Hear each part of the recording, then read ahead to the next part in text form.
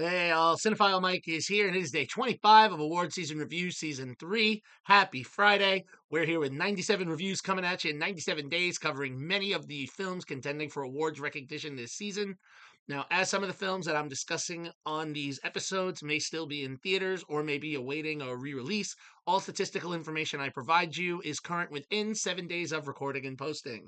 For those of you in the know, that includes the critical response, the box office information, insight into its awards run so far, my predictions on nominations or wins based on where we are in the season, and as always, these reviews are spoiler free. Also, make sure you check out my website, cinephilemike.com, where you can find the ever important, beloved, and informative Where Can I Watch It spreadsheet 2024 edition, where you can track all the nominations and wins for the films, as well as see how to watch them. So, we are moving right along in our theme week, British Indies. All the films I am talking about this week were nominated for at least one British Independent Film Award and possibly other awards, given that we now have so many other nominees like the Critics' Choice, the Golden Globes, the ISAs, the short lists for the Oscars. So we're going to keep moving along with Indie Week. So today I am discussing A24's Love Lies Bleeding. Now, before you go and say, hey, wait, isn't A24 an American company? How is this a British indie? Well, you're partly right. But this film was actually a Go production with UK based company Film 4, and therefore kind of walks the line, and it was nominated at the BIFAs, so here it is. Written by the team of Veronika Tofilska and the film's director Rose Glass, Love Lies Bleeding was released in the spring of this year. Upon the end of its theatrical run, the film made $8,335,797 at the domestic box office and an additional $4,442,227 internationally for a worldwide take of $12,778,024. Critically, the film is certified fresh on both the critic and audience sides, though a bit higher on the critical side. From 263 reviews, the film sits with a current critical rating of 94%, and over 250 audience reviews give the film an 82% on the popcorn meter. Award season wise, the film only won one of the 12 awards it was nominated for at the BIFAs, which was a win for the cinematography. In addition, though, it was, I believe, the second most nominated film. It was nominated for Best British Independent Film, Best Casting, Best Makeup and Hair, Best Director, Best Original Music, Best Production Design, Best Screenplay, Best Effects, Best Sound, Best Costume Design, and Best Joint Performance for the film stars Kristen Stewart and Katie O'Brien. Named one of the top 10 independent films of the year by the National Board of Review, the film was nominated for a Gotham Award for O'Brien for Outstanding Supporting Performance.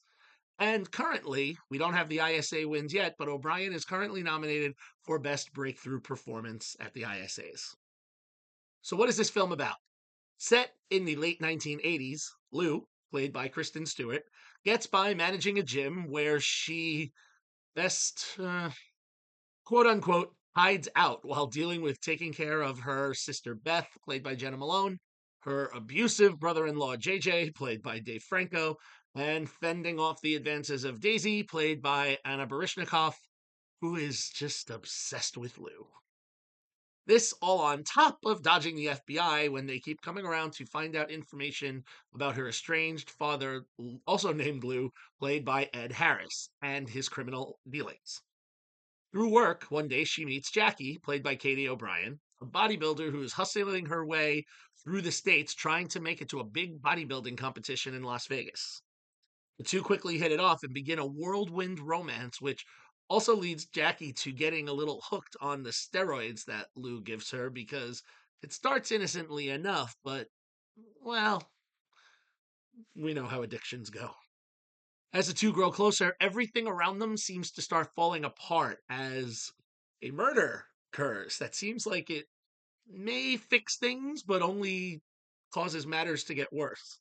And as we follow Lou and Jackie through the ups and downs of their relationship, we will see how far Lou Sr.'s reach is as they both become embroiled in his criminal world, which will lead to a gargantuan standoff one night, at the home of Lou Sr.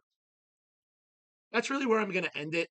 This is a really entertaining film with two solid performances at the forefront in Stewart and O'Brien. They have an almost overpowering magnetism that brings them into each other's warped worlds. And despite the fact that they are presented with obstacle after obstacle about why they maybe shouldn't be together, you sort of root for them to get through. The entire supporting cast does well also in their respective roles. And I have to say, Harris and Franco in truly despicable roles chew the scenery and provide something. I don't want to say entertainment, but there's something. And the climax of the film, which sort of enters into this bizarre kind of fever dream, is sure to have some eyebrows raised and make the audience wonder, like, what the hell is going on? But the symbolism of breaking free and coming into one's own is a powerful message. And Glass, in only her second feature film, creates quite a world to live in and deliver that message home. It's something she's proved her prowess with in her first film, the creepily entertaining Saint Maud. She manages to make the absurd understood and fills the screen with a gritty reality that, kind of just invites you in. Love Lies Bleeding leads a little bit into that film noir genre with the right tropes leading to the grand finale, and it's constantly captured vividly. I have to say, I love the costumes by Olga Mill. I mean, the 80s is alive and well here. And in a lot of these glorious wide shot, cinematographer Ben Fordsman just captures all of the action. So, what other awards chances are there for this film this season beyond the BIFAs? Well, given the context, it is possible it could have quite a positive showing at the BAFTAs, with possible nominations for O'Brien as supporting actress, best costumes, and I think cinematography could fit as well. Is there enough to break into other categories? I'm not really sure. As for the Oscars, while the film was well received, and 6 months ago I would have said, possibly this could be a front runner in several categories. But given the slew that's been coming out the last few months, and Love Lies Bleeding didn't really make those short lists, I think unfortunately it's going to fall out of the conversation. I don't think we're really going to hear reference to it when those Oscar nods get announced in January.